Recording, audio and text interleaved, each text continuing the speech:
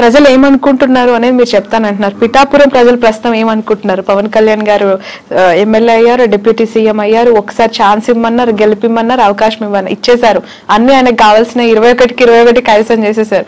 So towards Pawan Kalyan what is AP people's high అయితే first of all ఉంటుందండి. Obvious గా అందరు పవన్ కళ్యాణ్ ఓట్లు వేసిన వాళ్ళు ఎవరైతే ఉన్నారో వాళ్ళకి ఆబ్వియస్ గా మనం వేసిన పార్టీ గెలిచింది కాబట్టి ఒక హై ఉంటుంది. బట్ ఆ హై అలాగే కంటిన్యూ అవ్వాలంటే ఆ లోకల్ ఇష్యూస్ ఏదైతే ఉన్నాయో అడ్రస్ చేస్తూ మిగతా రోజుల్లో అది కాలువలు కావచ్చు, రోడ్స్ కావచ్చు, సమస్యలు కావచ్చు, అన్ఎంప్లాయ్మెంట్ కావచ్చు, చిన్న చిన్న ఫ్యాక్టరీలు కావచ్చు, లోకల్ కుటీర సంస్థలు కావచ్చు, అక్కడికి వెళ్ళే చిన్న చిన్న హాస్పిటల్స్ కావచ్చు, ఈ ఇష్యూస్ మీద కాన్సన్ట్రేట్ చేస్తే ఆ హైకి తగ్గట్టు రెస్పాన్స్ ఇంకా డెవలప్మెంట్ అవుతూ ఉంటుంది. ఒక పాయింట్ మీద అయితే చెప్పలేరా?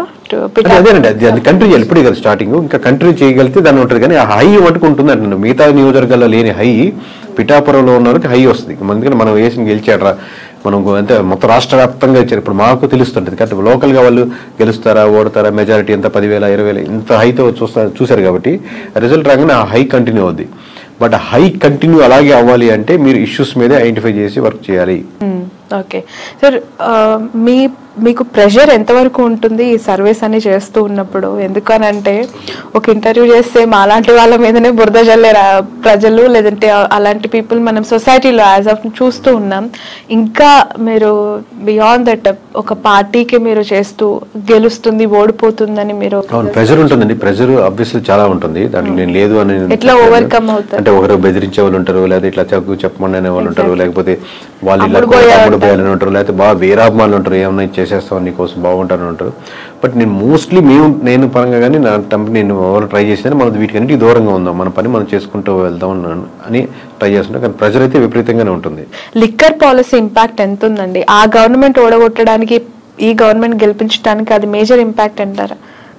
1% ఇప్పుడు అన్ని ఒక్కొక్క పర్సెంట్ యాడ్ చేసుకుంటా ఉన్నాం. అంటే వైఎస్ఆర్సీపీ నుంచి టీడీపీకి వచ్చిన ఓట్ బ్యాంకింగ్ లో ఖచ్చితంగా ఒక 1% అయితే ఓట్ బ్యాంకింగ్ లిక్కర్ పర్స్పెక్టివ్ లో వచ్చిన ఓట్ బ్యాంకింగ్ ఉంటుందండి. ఇప్పుడు కొత్త పాలసీస్ ఇప్పుడే తీసుకున్నారు కాబట్టి అది ఇంప్లిమెంటేషన్ అయ్యి రేపు పొద్దున 1వ తారీఖు నుంచి రిజల్ట్ చూసి దాన్ని ఎలా ఉన్నాయని చెప్పగలుగుతాం. Right. Thank you so much అండి. Thanks a lot. సో మొత్తానికైతే ఫ్యూచర్ లో రాహుల్ గాంధీని ప్రధానమంత్రిగా చూడొచ్చు అంటారా? అంటే ఇప్పుడున్న వేవ్ చూస్తుంటే మటుకు నార్త్లో అన్ని స్టేట్స్ ఓడిపోతున్నాయి కాబట్టి ఇలాగే వెళ్ళగలిగితే అది జరుగుతుంది. లేదు బీజేపీ రివైవ్ చేసుకుని మార్చుకోవాల్సిన అంశాలు మార్చుకుంటే మంచి పోటీ ఇవ్వగలుగుతుంది. బట్ ఛాన్సెస్ ఆర్ అలా 100% ఇప్పుడు చెప్తున్నాం కదా, ఆల్రెడీ అన్ని రాష్ట్రాల్లో బీజేపీ ఓడిపోతుందని చెప్తున్నాం కదా, ఇలాగే జరుగుతుంది. ఆబ్వియస్లీ కాంగ్రెస్కి ఉన్నటువంటి ఆప్షన్ అదే కాబట్టి ఆప్షన్ ఉంది మీరు అడిగిన దానికి. Okay right. Thank you so much అండి. ఇది కేకే గారితో స్పెషల్ ఇంటర్వ్యూ. That's all.